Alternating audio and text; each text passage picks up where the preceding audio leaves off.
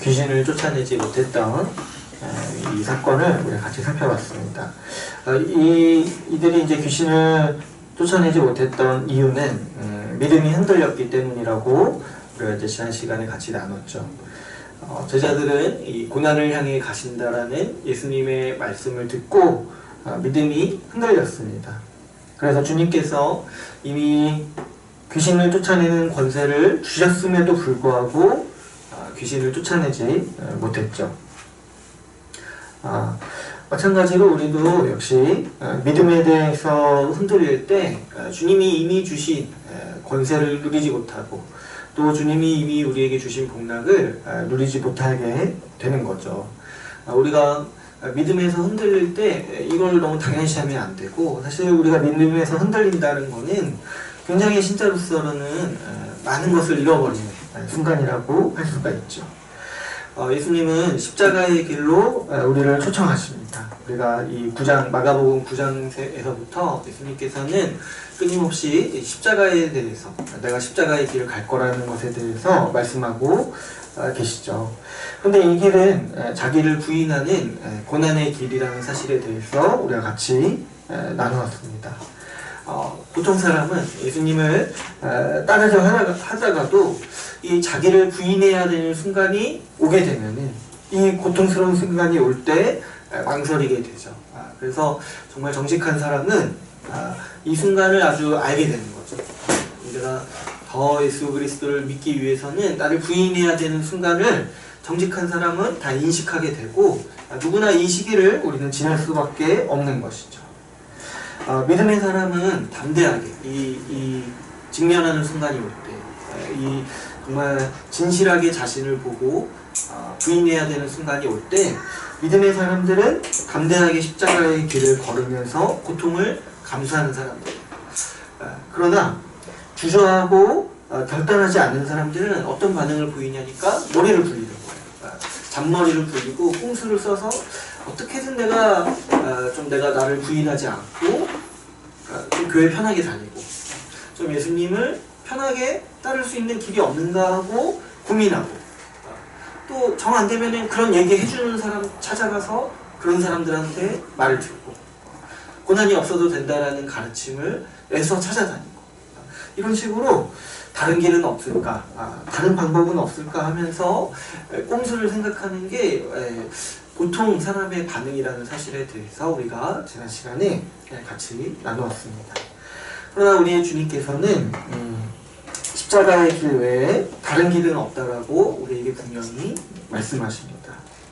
믿음의 길 외에, 주님께서 이 귀신을 쫓아내실 때 기도 외에는 이런 유가 나갈 수 없다라고 말씀하셨듯이, 믿음의 길 외에는 주님을 따를 수가 없고, 또 이 믿음으로 주님의 십자가의 길을 걷는 방법 외에는 우리가 당면한 삶의 문제들과 또 우리를 둘러싸고 있는 이 악한 사단의 영향력을 벗어나고 그 유혹을 이겨낼 수 있는 힘을 그 어디에서도 얻을 수 없는 것이죠.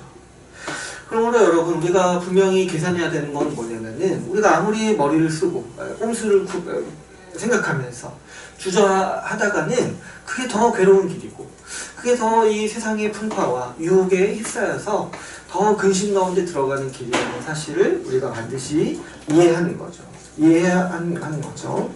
십자가의 길을 결단하지 않고 주저하는 사람에게는 주님이 주시는 평안이라는 것은 있을 수 없고, 그저 그냥 자기 위로, 자기 안위만이 있는 것이죠. 오늘 우리가 지난 시간에서 이제 연속해서 읽는 이 본문에서도 여전히 이 십자가의 길을 거부하는 이 제자들의 모습이 나옵니다. 근데 재밌는 것은 오늘 본문을 보시면 십자가의 길을 거부하는데, 십자가에 대해서 더 듣기를 싫어하는데, 이상하게도 자신들의 아주 장밋빛 미래를 그리는 모습들이 나오고 있어요. 그래서 오늘 우리가 이 본문을 살펴보면서 십자가를 거부하는 사람들이 어떤 증상을 나타내 보이는지 우리가 이 본문을 통해서 좀 지혜를 보고 좀 통찰을 얻고자 합니다. 오늘 본문을 살펴보시면 예수님은 31절에서 이렇게 보시면 예수님 자신의 죽음과 부활에 대해서 앞으로 있을 일에 대해서 또 한 번 말씀하시죠. 그래서 두 번째로 제자들에게 내가 앞으로 고난받고 죽을 것이고 또 부활할 거라는 사실에 대해서 말씀하고 계시죠. 사실 이제 직접적으로 말씀하신 게 두 번째고, 이제 암시하시고 간접적으로 말씀하신 거는 이제 변화산 사건 이후에서도 한번 말씀하셨죠. 인자가 죽은 뒤에 부활할 거다라고 말씀하셨죠. 근데 이제 이런 본문은 이제 예수님이 아예 직접적으로 예수님 제자들을 불러놓고 앞으로 내가 이런 길을 갈 거다라고 말씀을 직접적으로 해주시는 거죠. 그런데 이 제자들의 반응이 이제 재밌습니다.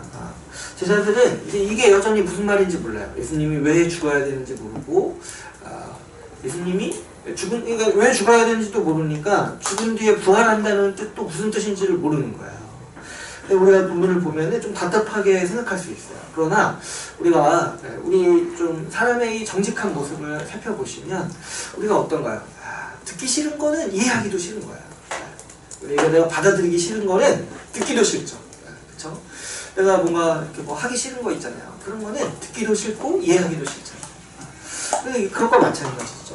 예수님이 죽음과 고난에 대해서 말씀하실 때 제자들은 이해하기 싫었어요. 근데 딱 한 가지 직감하는 게 있어요. 그게 뭐냐니까 우리도 앞으로 고난을 겪을 거라는 거를 직감하고는 듣기도 싫어하고 이해하기도 싫어했다는 거죠.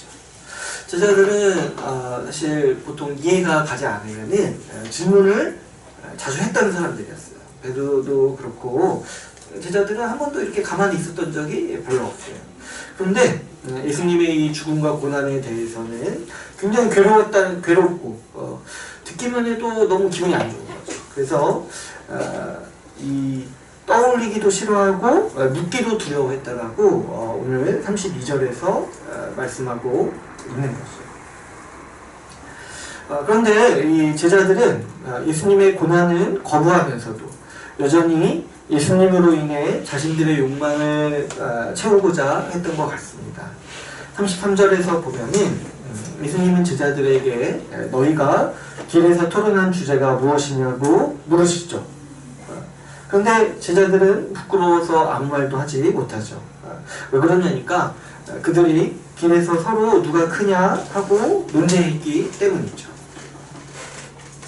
34절에 보시면 그러니까 서로 누가 크냐, 우리 중에 누가 더 우월하고 누가 더 괜찮냐, 그래서 우리 중에 누가 리더가 되어야 되고 누가 지도자가 되어야 되냐, 이런 논쟁을 했던 거예요. 아마도 이제 본문에는 자세히 나오지 않았지만은 아마도 우리가 이 변화산 사건을 한번 생각해 보시면 예수님이 이 3명의 제자들을 따로 데리고 가셨잖아요. 그래서 아마도 이제 제가 추측해 보건데 이 3명의 제자들을 데리고 가셔서 이 나머지 제자들을 못 봤잖아요. 그 영광스러운 모습을 못 봤잖아요. 근데 이 세 제자들이 그 영광스러운 모습을 보고 내려와서 가만히 생각하니까 자기들 3명을 예수님이 선택하신 거잖아요. 꼭 찍어서 데려가신 거잖아요. 그래서 내려와서 아까 이제 나머지 제자들한테 너희가 이걸 아냐, 뭐 너희가 모세를 아냐, 너희가 엘리야를 아냐, 뭐 이런 식의 이야기를 하지 않았을까. 그래서 주님이 우리를 이중의 지도자로 세우셨고 나중에 이제 하나님 나라가 세워지면은 이제 우리가 더 우위를 차지할 거다, 이런 얘기들을 아마 이제 제자들 사이에서 한 것 같아요.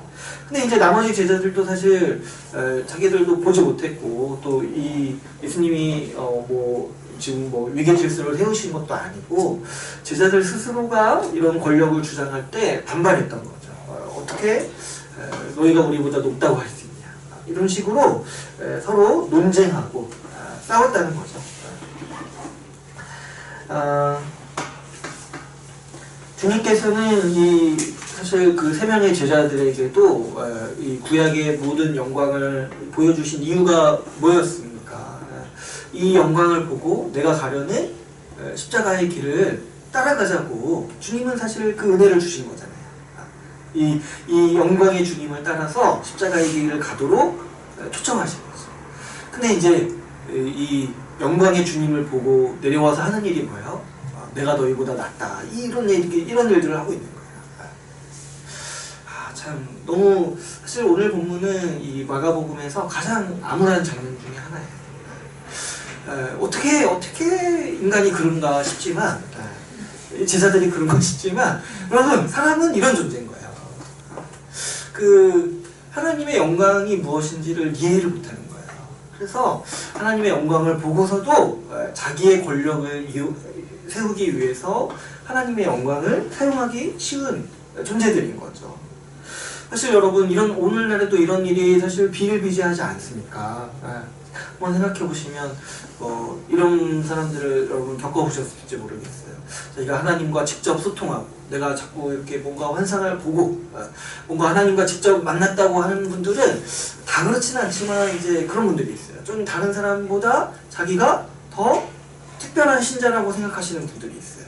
자기가 하나님과 직접 만나고 하나님과 직접 소통하고 하나님의 음성을 직접 듣고 그래서 이제 뭐 기도 잘 못하고 뭐 환상 보지 못하는 사람들은 좀 약간 저급한 이런 사람들 쪽으로 취급하는 사람들이 있는 거죠. 아니 이상하지 않습니까? 내가 주님을 더 가까이 교제한다고 교만한 거 이상하지 않습니까? 마찬가지로 이런 반면에 이런 경우도 있죠. 우리가 좀 다른 사람보다 말씀을 조금 더 안다고 다른 사람들보다 좀 더 괜찮은 우월한 신자라고 느끼는 경우 그렇게 여기는 사람들도 우리는 오늘날에도 역시 심심치 않게 보게 되는 것이죠. 우리가 십자가의 길을 통해서 주님을 따라가는 방법이 아니라 우리 십자가를 지신 주님을 바라보지 않고 그냥 주님의 겉모습만 보고 정말 겉핥기로 신앙의 길을 가려는 사람에게는 이렇게 필연적으로 이 교만이라는 증상이 나타날 수밖에 없는 것이죠. 그저 뭐 좀 알았다고, 그저 좀 뭐 한다고, 그저 경험 조금 더 했다라고 내가 다른 사람들보다 더 낫고 내가 좀 더 돋보여야 한다고 주장하는 사람들이 우리 가운데도 역시 많은 것을 보게 됐죠. 오늘 본문은 앞에서도 말씀드렸지만 마가복음에서 가장 비극적인 모습 중에 하나입니다. 여러분 한번 생각해 보시면 예수님은 지금 죽으시기 위해서 십자가의 길을 가고 있어요. 특별히 이 마가복음 9장부터 보면은 이 길이라는 단어가 굉장히 많이 나오죠. 이 33절에서도 예수님이 콕 집어서 너희가 길에서 서로 토론하는 게 무엇이냐라고 물어보셨죠. 근데 그 길이 예수님께는 어떤 길이었어요? 예수님은 지금 죽으시기 위해서 십자가를 지시기 위해서 예루살렘으로 가고 계시는 그 길 중간인 거예요.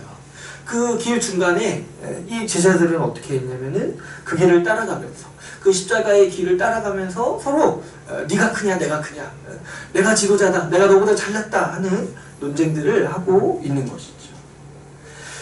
제자들의 이런 모습을 보여주는 이유는 이 제자들을 비난하는 게 아닌 것을 우리가 잘 알고 있죠. 여러분 여기 나오는 이제 12 제자들은 이 복음서가 쓰여질 당시에 사도들이었어요. 거의 대부분이 순교하고 주님을 향해 신실하게 살아온 사도들이었어요. 그 사도들이 이 치부를 다 드러내는 이 복음서가요 얼마나 진실하고 또 가끔 생각해보면 얼마나 무서운가 아주 가차없죠. 이 말씀이 성경이 되게 하셨어요. 이 사도들의 이 욕망을 드러내는 이 장면. 이 복음서가요 정말 하나님 말씀이라는 게 이런 순간을 보면은 우리가 부인할 수가 없죠. 보통 이제 다른 세상의 경전들이나 이 종교는 다 이 종교의 초기 지도자들을 우상화하죠. 근데 이 성경을 가끔 보면은 그 사람들을 깎아내리지 못해 좀 이렇게 좀 깎아내리려고 하는 그 사람들의 치부를 다 진실하게 드러내죠. 근데 왜 이러냐니까 사람이 그렇다는 거야. 사람이 우리가 예수님을 따라가려 했을 때 아무리 지금 위대해 보이는 사도라 할지라도 다 이런 과정을 겪게 될 것이라고 성경은 우리에게 분명히 경고하고 또 권면하고 있는 것이죠. 사람은요 얼마든지 십자가의 길을 거부하면서도 주님의 영광을 자신의 사역을 위해 이용해 먹을 수가 있다는 거죠. 사실 여러분 오늘날에도 우리 주변과 또 때로는 우리 자신을 보면 어떻습니까? 오늘날 교회 안에서도 자기 마음대로 또 자기 욕망대로 다 살면서도 죽어서는 천국 가리라고 믿는 사람들이 사실 얼마나 많습니까? 그런 생각과 그런 태도가 사실 오늘 이 제자들이 보인 모습과 다를 바가 사실 무엇이 있겠습니까? 십자가는 부인하면서도 주님이 주시는 영광은 증치하는 그런 자세가 사실은 바로 오늘 제자들이 보여주고 있는 모습이라 할 수 있는 것이죠. 예수님은 오늘 본문에서 이 부분에 대해서 좀 더 직접적으로, 좀 더 분명하게 가르치고자 하셨습니다. 오늘 본문 말씀은 이 십자가의 길이 어떻게 천국의 삶과 이어지는지 예수님이 분명히 우리에게 보여주시는 말씀이라고 할 수가 있죠. 이 십자가의 길과 천국의 삶을 누리는 것은 다른 길이 아니라는 거예요. 십자가의 길을 걷는 자체가 천국의 모습이요, 천국의 가치관을 드러내고 천국이 어떤 곳인지를 보여주는 이 하나의 증거라고 할 수가 있죠. 35절을 보시면 예수님께서는 이제 이 일이 심각하다고 느끼셨는지 이 12제자들을 불러서 아주 분명하게 얘기하시죠. 아주 유명한 말씀이죠. 우리 35절을 한번 같이 한번 읽어볼까요? 35절 한번 읽어보겠습니다. 시작. 예수께서 앉으사 12제자를 불러서 이르시되 누구든지 첫째가 되고자 하면 무사람의 끝이 되며 무사람을 섬기는 자가 되어야 하리라 하시고. 네, 여기서 예수님께서는 첫째가 되고자 하면 무사람, 모든 사람의 끝이 되어야 된다고 했어요. 그리고 무사람, 모든 사람을 섬기는 자가 되어야 한다고 말씀하십니다. 뭐 여기서 첫째, 이 대조를 하시죠. 첫째가 있고 끝이 있어요. 근데 여기서 이제 재밌는 게 이 첫째가 헬라어로 프로토스예요. 프로토스. 들을 게 있는 자는 들으시. 재밌죠? 재밌어요. 프로토스. 첫째라는 뜻이래요.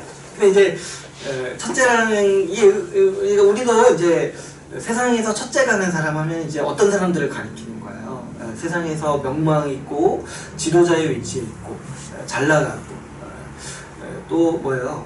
뭔가 좀 부하고 힘이 있고 권력이 있는 사람을 가리키는 거죠. 프로토스가 그런 뜻인가 봐요. 끝은 어떤 거겠어요? 끝은 이제 세상의 기준으로 보기에 좀 천하고 좀 지위가 없고 힘이 없고 약하고 천대받는 사람들을 가리키는 거죠. 그래서 예수님께서는 천국에서 하나님 나라에서 첫째 좀 명망 있고 지도자가 되려는 사람은 어떤 사람이 되어야 된다는 거예요. 돼야 된다고 말씀하시는 거예요. 약하고 천한 자들 끝이 되어야 된다고 말씀하시는 거예요. 근데 그게 무슨 뜻이냐니까 모든 사람을 섬기는 자가 되어야 된다는 거지. 여러분 한번 생각해 보시면은 세상에서는 어떤 사람이 첫째가 됩니까? 힘이 있고 영향력이 있는 사람이 첫째가 되죠. 다른 사람들을 어떻게든 부리고 다른 사람들에게 섬김을 받는 사람이 세상의 기준에서 보기에는 높은 사람이고 첫째라고 부를 수가 있죠. 그런 사람들이 세상에서는 영광스럽게 보이는 거예요.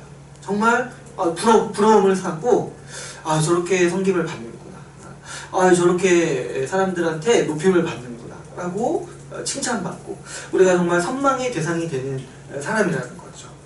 그런 게 바로 이 세상의 영광이라는 거예요. 그러나 하나님 나라에서는 어떠냐니까 오히려 섬기는 사람이 섬김을 받는 사람보다 높다라는 거예요. 섬기는 사람. 하나님 나라에서는 약하고 어린 사람일수록 섬김을 받는 사람이고 섬김이 많을수록 오히려 어떻다는 거예요. 섬김이 많을수록 하나님 나라에서는 고귀한 자고 또 영광스러운 자로 높임을 받는다는 것이죠. 여러분 이 원칙이요 예수님 그 자신에게 그대로 적용이 됩니다. 예수님을 한번 생각해 보시면 주님은 하나님 나라의 왕으로 우리 가운데 오셨죠. 그런데 그 왕의 모습이 어떠하냐니까 예수님은 하나님 나라에서 이 세상에서 가장 낮은 자가 되셔서 우리를 섬기셨습니다.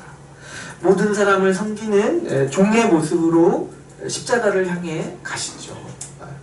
이 말씀의 본이 되신 분이 바로 이 말씀을 하시는 예수님이라는 거예요. 예수님이 모든 사람의 종이 되셨고, 그래서 모든 사람을 섬기는 자, 그래서 세상에서 끝이 되셨어요. 그래서 하나님 나라에서는 첫째 왕이 되시는 거죠. 그런데 여기서 예수님은 여기서 이제 말씀을 마치시는 것이 아니라 여기서 이 끝이 된다는 게 어떤 의미인지 더 구체적으로 우리에게 말씀하고 계십니다. 섬기는 자가 되는 건데 여기서 한 가지 우리가 더 짚고 넘어가야 될 지점이 뭐냐니까 누구를 섬기는 자가 되냐는 거예요. 누구를 섬기는 자. 36절을 보시면 예수님은 갑자기 어린아이 하나를 데려다가 놓으십니다. 이게 이제 이 예수님의 선지자적 면모라고 제가 말씀드렸죠. 이 시청각적 이 모습으로 자신을 아주 비유적으로 이렇게 보여주시는 모습인 거예요. 어린아이를 데려다가 굳이 제자들 가운데 세우시고 굳이 이 어린아이를 안으시는 거예요. 어떤 자세인지 좀 상상이 가시죠. 어린아이를 품에 안으셔서 아이를 제자들에게 보여주시면서 얘기하시는 거예요. 그래서 어떻게 얘기하시냐니까 누구든지 내 이름으로 이런 어린아이 하나를 영접하면 곧 나를 영접하며 누구든지 나를 영접하면 나를 영접함이 아니요 나를 보내신 이를 영접합니다. 이렇게 말씀하시는 거죠. 여기서 예수님께서 어린아이를 영접하면 나를 영접한다. 그러면서 그 이 말씀을 하시면서 어린아이를 자신의 품에 안으시고 이렇게 보여주시는 거예요. 이게 무슨 뜻이냐면은 이 어린아이와 자신을 동일시하시는 거죠. 이 어린아이를 영접하는 것은 나를 영접하는 것과 같다라고 제자들에게 아주 이 시청각적인 모습으로 이 자료를 통해서 비유를 통해서 보여주고 계시는 것이죠. 여기서 말하는 이제 예수님이 보여주시는 이 어린아이는 이 앞에서 말한 이 무사람의 끝, 모든 사람의 끝에 속하는 대표적인 부류의 사람이죠. 그 당시 시대적 기준으로 봤을 때 어린아이는 이 낮고 천하고 약한 부류의 아주 대표적인. 그래서 이 복음서를 보면은 어린아이가 예수님께 나오지 못하도록 제자들이 막는 모습이 나와요. 왜 그러냐니까 예수님같이 귀한 분은 어린아이와 상종할 수 없다라고 제자들은 그 당시 문화에 따라서 생각을 한 거죠. 그러니까 모든 사람의 끝 부류에 어린아이가 있는 거예요. 물론 이제 지금이랑은 좀 이제 좀 이렇게 상황이 많이 다르죠. 제가 그 수련회 갈 때 그 진아랑 같이 이렇게 차를 타고 가다 보니까 나라가 지나가니 상점 갔다고 막 이러더라고요. 밥 달라고 하면 밥 주고 안아달라고 하면 안아주고. 요즘 우리는 어린아이가 첫째죠, 첫째. 근데 이제 이 당시 기준에서는 이제 어린아이는 사실 굉장히 천한 부류였어요. 아무리 귀족이라 할지라도 어린아이는 거의 상종하지 않았다. 그래서 이제 헬라 문화권에서도 부모가 아이를 버릴 수 있는 권한도 있었고 어린아이를 막대해도 사실 옆에서 뭐라고 하지 않는 시대적 분위기였죠. 그런데 그런 아이를 이 제자들은 이 어린아이가 옆에 있는지도 아마 몰랐을 거예요. 그런데 주님은 그 어린아이를 끌어다가 자신의 품에 안으시고 이 어린아이를 대하는 것이 나를 대하는 것과 같다라고 말씀하시는 거죠. 예수님은 하나님 나라에서 누가 하나님께 칭찬을 받는지, 누가 다른 사람들의 존경을 받고 영광을 누리는지 우리에게 아주 분명하게 보여주시고 있는 것이죠. 이 어린아이와 같이 낮고 천한 자를 돌보고 섬기는 사람이 하나님 나라에서는 높은 자요, 칭찬받는 자요, 또 고귀한 자라고 예수님께서는 우리에게 분명히 보여주고 계시는 것이죠. 이 처음이 되고자 하면 끝이 되어야 한다는 이 하나님 나라의 원리는 예수님께서 십자가를 통해 하나님 나라를 세우시기 때문에 세워지는 원리라고 할 수 있습니다. 예수님께서는 이 십자가에서 죽으심으로 모든 사람을 섬기셨죠. 그런데 예수님이 십자가에서 죽으시고 섬기시는 사람은 섬김을 받을 만한 가치가 있거나 고귀한 사람이 아니라는 거예요. 예수님이 섬기시고 십자가에서 정말 죽기까지 섬기셨던 사람들은 어떤 사람들이냐니까 죄인이고, 하나님 입장에서는 마땅히 심판받아 마땅한 사람들, 하나님 입장에서는 정말 저 벌레만도 못한 반역죄인들을 위해서 주님께서 섬기시고 죽으셨다는 것이죠.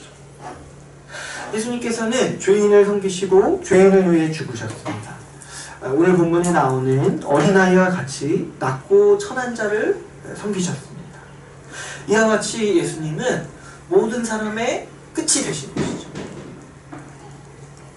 그런데 하나님 나라의 신비는 무엇이냐면 바로 이 모든 사람의 끝이 되신 예수님이 하나님 나라의 처음, 하나님 나라의 왕이라는 사실인 거죠.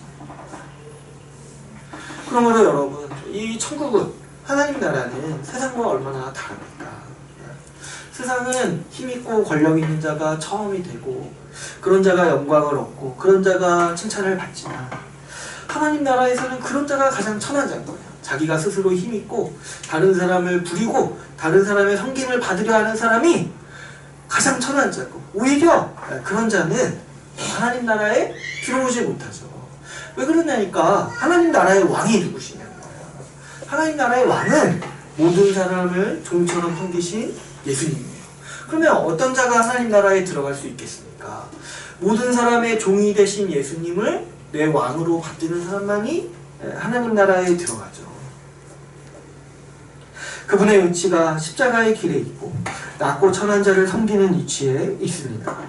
그러므로 하나님 나라는 이 삶의 원리를 따르는 사람들이 모이는 나라인 것이죠.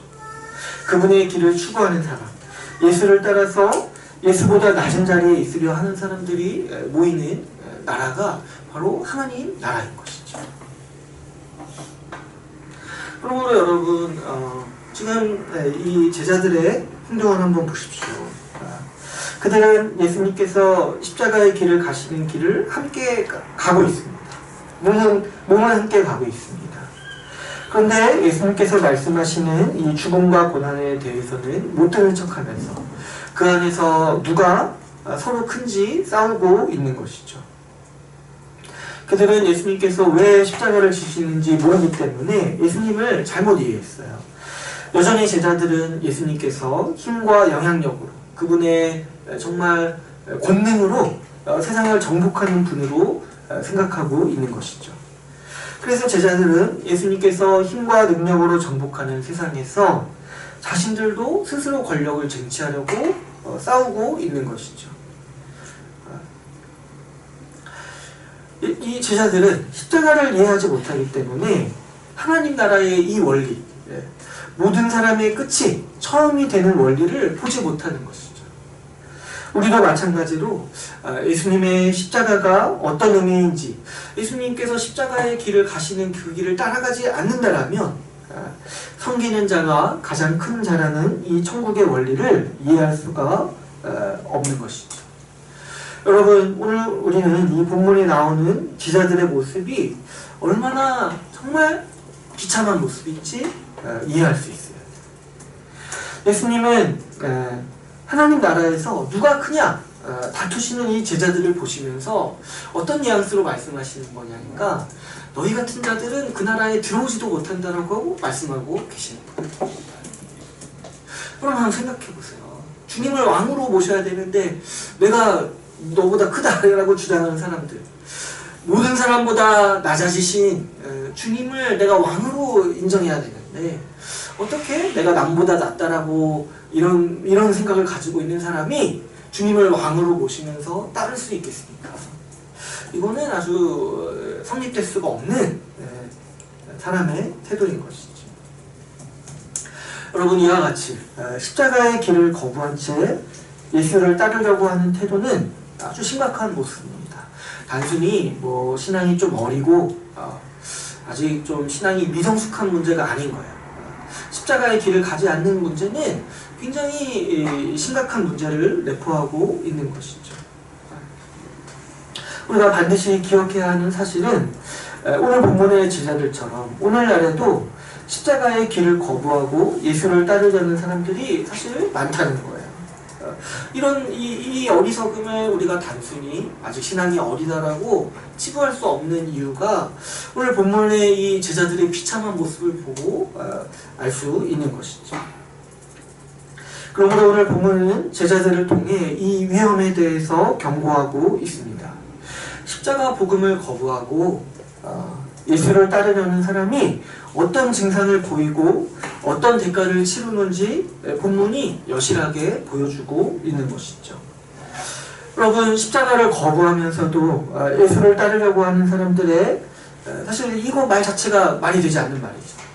근데 이걸 시도하는 사람이 사람의 이 죄인의 본성인 거예요. 이 말도 안 되는 일을 시도하려는 게 죄인의 본성인 거죠.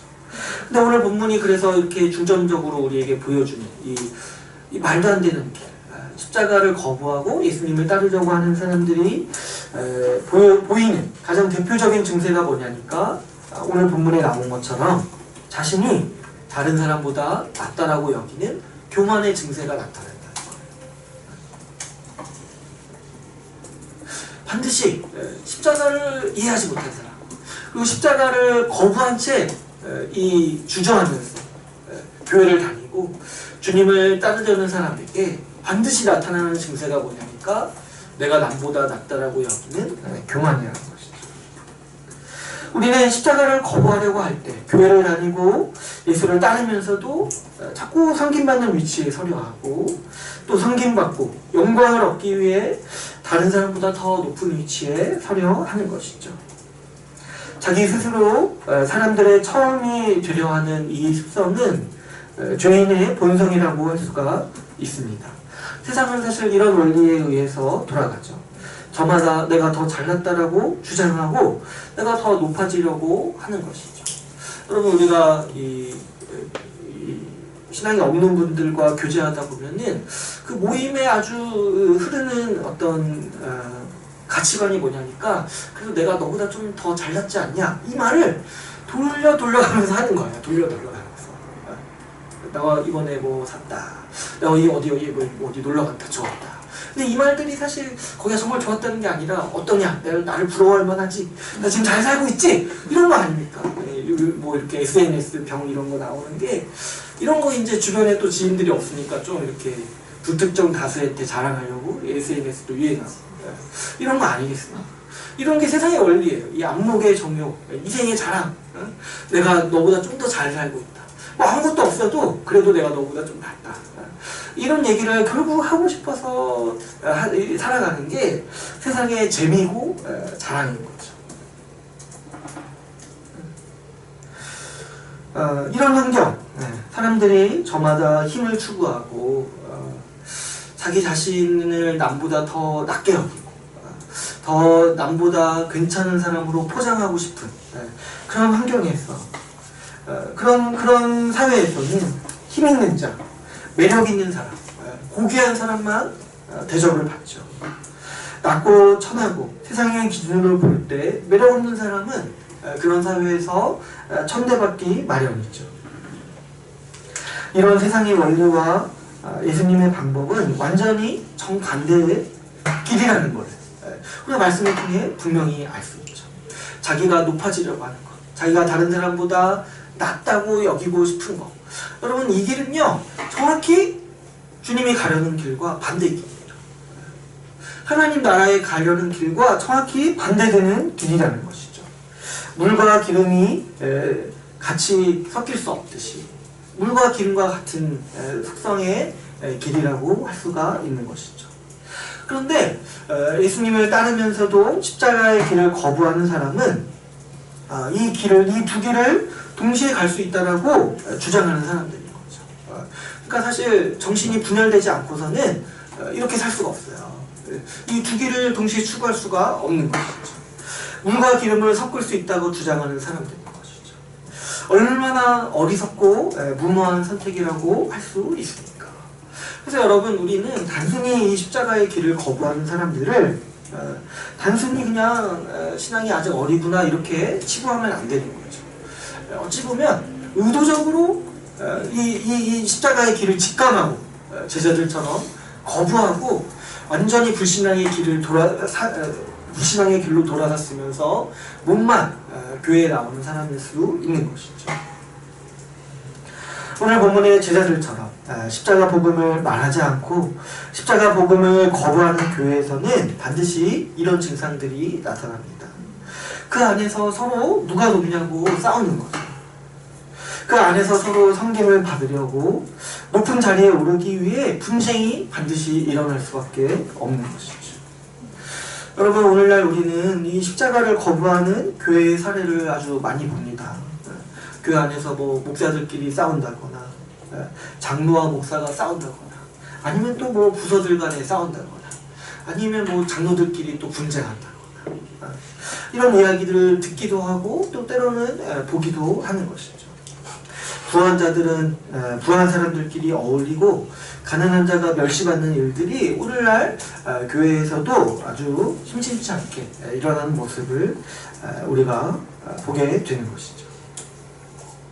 이상하게도 오늘날 교회 안에서도 자주 이 제자들의 모습과 같은 일들이 일어납니다. 이 모두가 사실 그 근원적인 이 문제가 어디에 있냐니까 십자가를 거부하고 있는 거예요.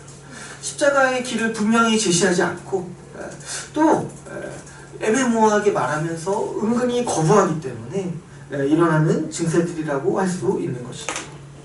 십자가를 잃어버렸기 때문에 오늘 우리 교회 안에서 누가 높냐라는 싸움이 지속되고 있는 것입니다. 여러분 한번 생각해 보세요. 주님의 섬김으로 교회에 나올 수 있는 사람이 교회에 와서 여전히 섬김받고 높아지려 하는 태도를 어떻게 가질 수 있겠습니까? 무사람의 끝이 되신 주님을 내가 왕으로 예배하러 오는 사람이 어떻게 내가 너보다 낫다, 내가 너보다 괜찮다, 너는 나를 섬겨야 된다, 이런 태도를 가질 수 있겠습니까? 우리가 너무 쉽게 십자가를 잊고 십자가 복음을 자주 얘기하지 않기 때문에 우리는 쉽게 이런 태도를 가질지 않을까 진단하게 되는 것이죠. 그래서 보면은 교회는 좀 너무 십자가를 안 보여주는 것 같아요. 보통 교회 건물을 보면은 십자가는 그 건물의 꼭대기에 있어요. 잘 안 보이죠. 꼭대기에 있으니까 잘 안 보이는 거예요. 그래서 저는 이제 생각하는 게 나중에 뭐 그럴 일이 없을 거라고 저는 생각하지만 만약에 교회에 건물을 지을 일이 있다면 저는 십자가를 1층 정문에 놓고 싶어요. 그래서 교회 들어오는 사람마다 그 십자가 보고 들어오거나 아니면 그 십자가 그 사이로 좁은 길로 들어와서 교회에 들어오게 하고 싶어요. 이 교회에 들어올 수 있는 이유가 뭐냐니까 주님의 십자가 때문에, 주님의 섬기심 때문에 교회에 들어온다는 것을 아주 이 선지자적 퍼포먼스로 보여주고 싶어요. 이 건물은. 물론 이제 뭐 당장 뭐 지을 일이 없으니까 이제 제가 그런 생각을 하는 거지만, 여러분, 아니 왜 이렇게 교회가 십자가를 안 보려 합니까? 왜 자꾸 꼭대기에 올려놨습니까? 우리가 십자가를 통해서 교회에 오는 거죠. 주님의 성기 때문에, 모든 사람을 위해서 낮아지신 그분의 죽으심 때문에 우리가 이 유익을, 하나님 나라의 복락을 누리는데 이 안에 들어와서 여전히 우리가 섬김받으려 하고, 이 안에 들어와서 우리가 자신의 잘남을 주장하는 것, 얼마나 비참하고 얼마나 참 우리가 말로 담을 수 없는 모습들입니다. 십자가를 거부하는 교회가 치르는 대가는 분명합니다. 세상과 똑같은 모습으로 살아갑니다. 그런데 겉으로는 예수님을 따르면서도 속으로는 세상을 닮으려 하기 때문에 사실 객관적으로 보면은 세상보다 더 악한 죄를 저지르는 거죠.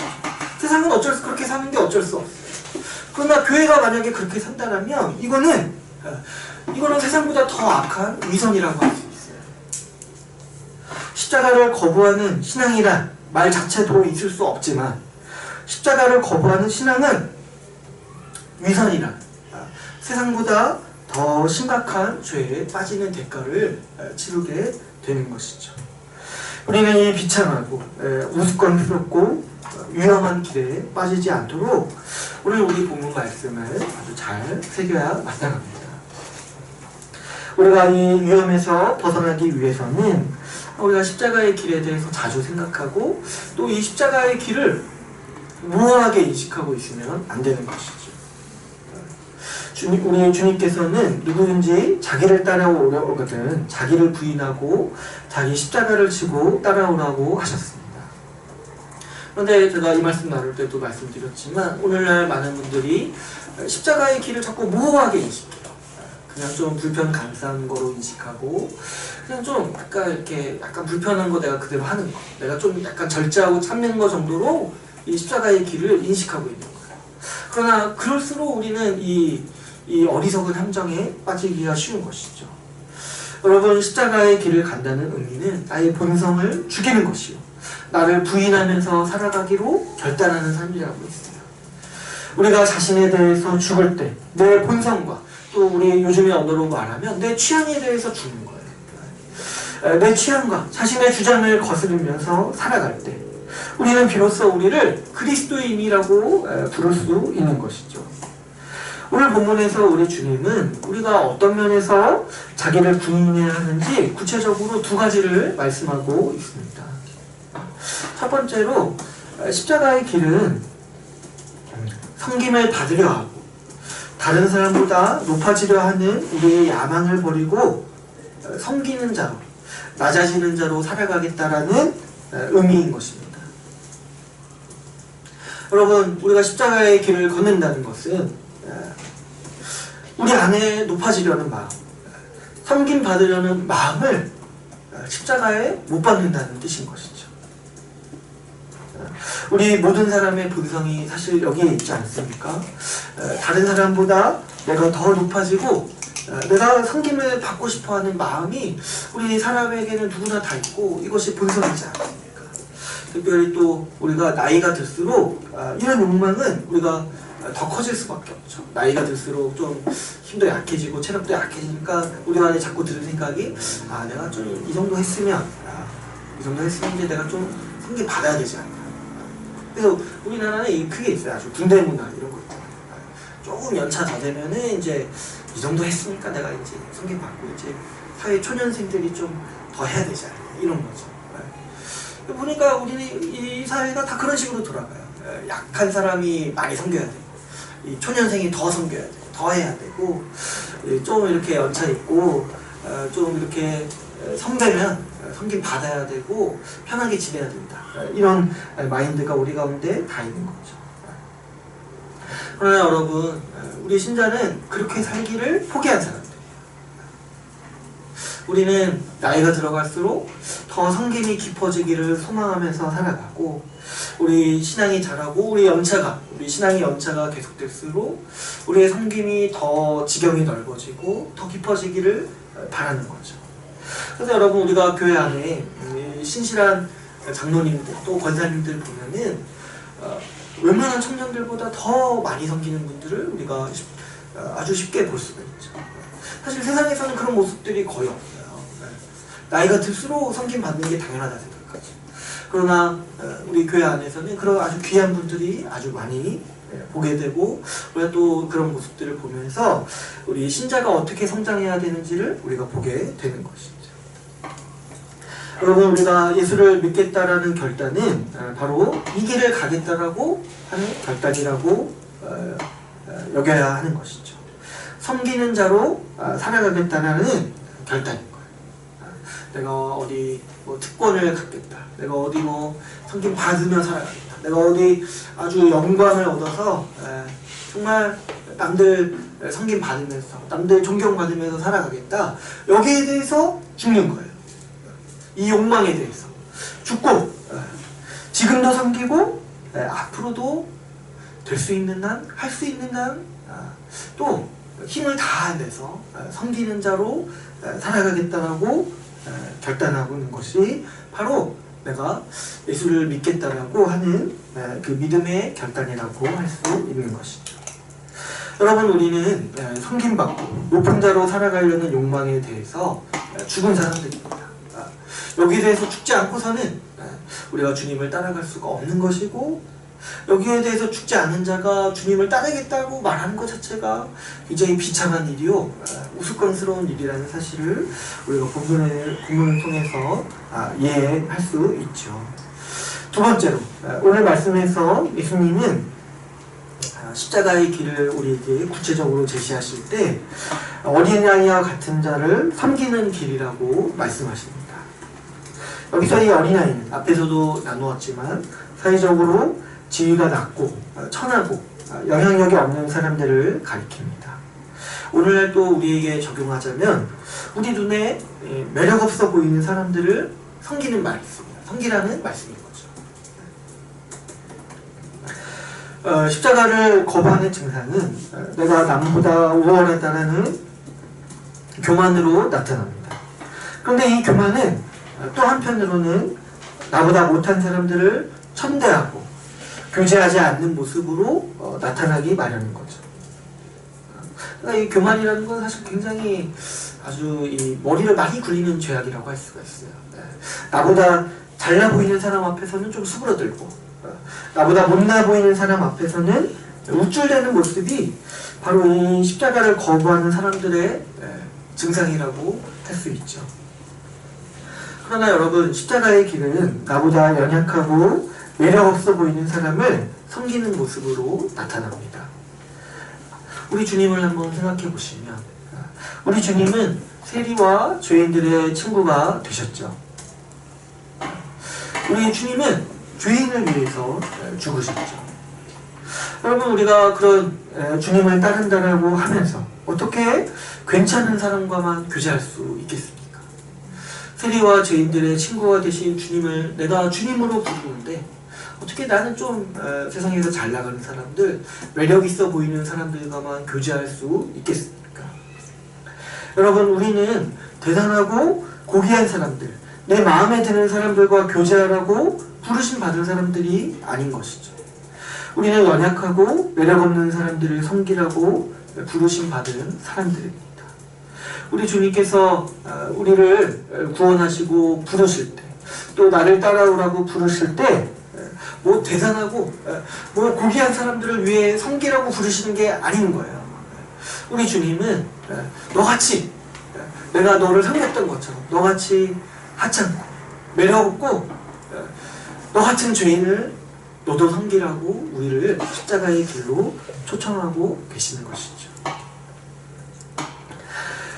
우리가 이 십자가의 길을 가기 위해서는 무엇이 십자가의 길인지 우리가 분명히 알아야 합니다. 이 두 가지를 우리가 기억해야 돼요.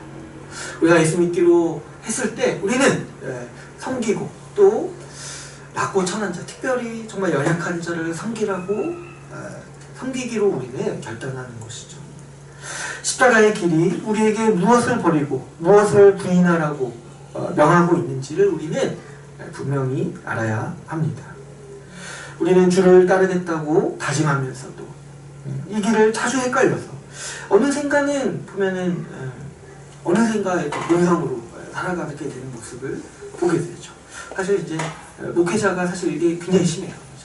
목회자는 여러분 어떻습니까? 다 버리고 주를 위해 살기로 결단해서 사는 것 같잖아요. 근데 또 이쪽으로 와서 여기서 명예 추구하고 돈 추구하고 똑같은 거예요. 똑같은 거. 섬김 받으려 하고 내 눈에 보기 좋고 마음에 편한 사람들과만 교제하려 하는 본성이 우리 가운데 끊임없이 일어나게 되는 것이죠. 그런데 이 모습이 얼마나 우습고 위선적인 모습인지 오늘 제자들의 모습을 우리가 보면서 확실히 새겨야 하는 것이죠. 우리가 얼마나 이 위선의 죄에 빠지기 쉬운 사람들입니까? 제가 신학교에서 배울 때 한 교수님이 이제 마가복음 전공자셨어요. 근데 그분이 저희 이제 동계 방학 기간 때 저희가 이제 어학 훈련하는 기간이 있는데 그때 이제 수요 예배 때 설교를 하셨어요. 이 부분이었어요. 그래서 이제 그분이 이렇게 얘기하셨어요.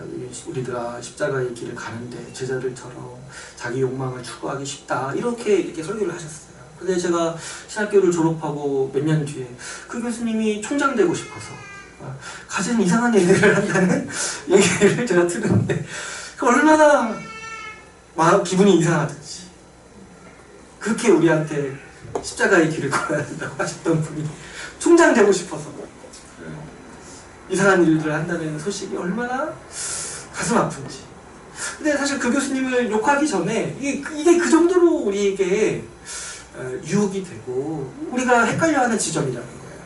십자가의 길이 뭔지를 자꾸 헷갈려한다는 거예요. 우리는 자꾸 본성대로 내가 힘을 가지고 있고 내가 높아지려 하고 내가 아무리 작은 곳에서도 아무리 이 작은 곳에서도 아무리 높아지려 한다는 거예요. 사람은. 그 교수님이 나쁜 사람이 아니라 사람이 그런 존재라는 거예요. 사람이. 우리도 헷갈리기가 쉽다는 거죠. 헷갈리기가. 우리가 정말 낮고 천하고 연약한 자를 돌보며 살아야 되는데 우리 얼마나 세상에서 힘 있는 사람에게 아부하고 싶어. 얼마나 매력 있는 사람 옆에 있고 싶어 합니까? 우리가 이 본성을 십자가에 못 박은 자로 살아간다는 것이 무슨 의미인지를 우리가 반드시 기억하고 새겨야 마땅합니다. 누구도 여기에서 강한 사람이 없어요. 우리도 얼마든지 이 제자들처럼 이 우스꽝스러운 모습으로 인생을 마감할 수 있다는 사실을 우리가 항상 기억해야 하는 것이죠. 세상의 악몽으로 보기에 섬기는 사람, 매력 없는 사람을 섬기는 사람도 똑같이 매력 없어 보일 수 있어요.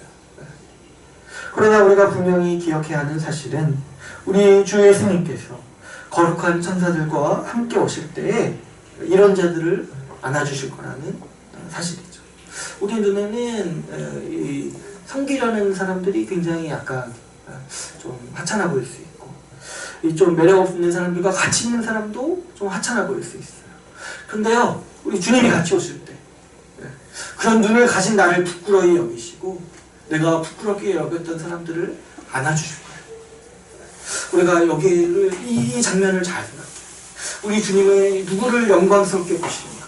우리 주님이 누구를 칭찬하시는가? 주님은 십자가의 길을 걷는 사람들을 그분의 백성으로 맞이해 주십니다.